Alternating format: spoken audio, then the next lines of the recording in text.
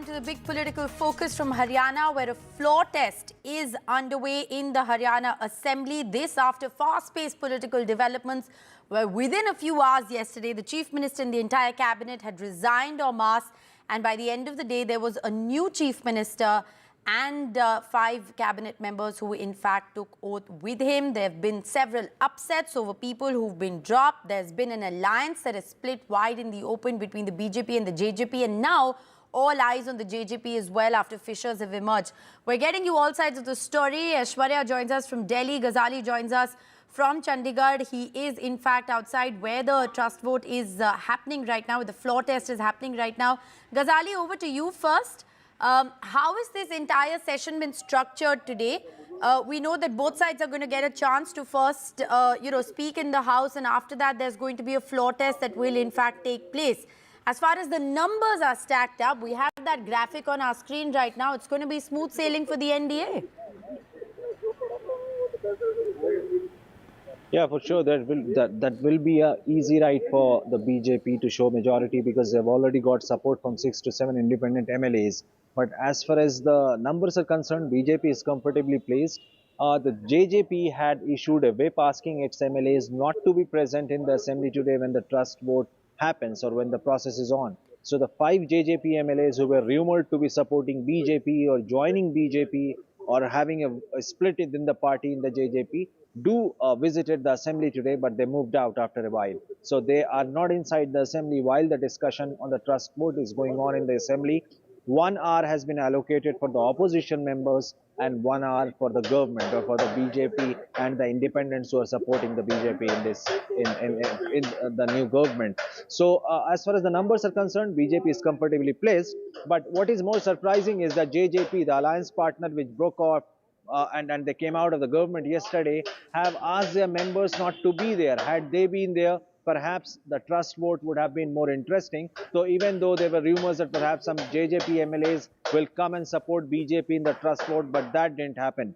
Now, since the BJP is comfortably placed with the numbers and the government will sail through this trust vote, now all eyes will be on JJP's Hisar rally, that what kind of reasons the leaders give it to their voters in order to justify their exit from the government. That what will be the narrative which JJP will set ahead of the Lok Sabha polls, because they said that they were campaigning and they were prepared for the 10 Lok Sabha seats. So what is going to be their strategy in front of the voters? Because Mr. Dushyant Chautala did the same back in 2019, fought independently, went solo in Haryana polls, joined hands with BJP later.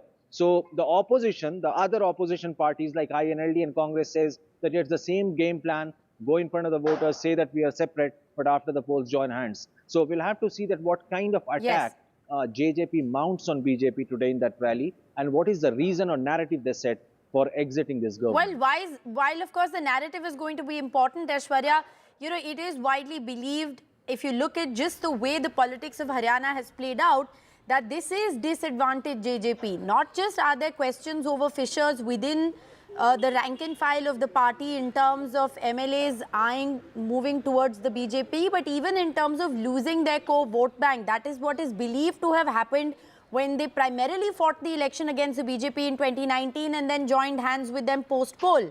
And now with that split again, the JJP is really left founding and fluttering. So like Ghazali said, it's going to be really interesting to see what note Dushyant Chautala actually strikes at that Hisar rally expected to begin shortly.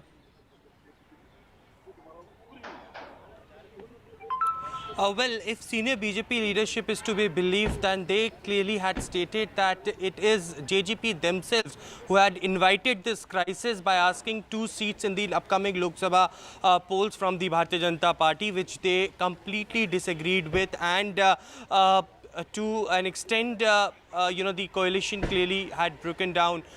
Today, it's Ajay Chautala, JJP National President birthday. On this occasion, they are doing a mega rally, Nav Sankalp rally in Hisar. And what JJP is calling it as historic, because Dushyant Chautala had time and again made a statement that they are preparing for on all 10 seats in the upcoming Lok Sabha polls. And they will be outlining the entire broader picture of how they are going to move forward as far as Haryana Lok Sabha polls are concerned.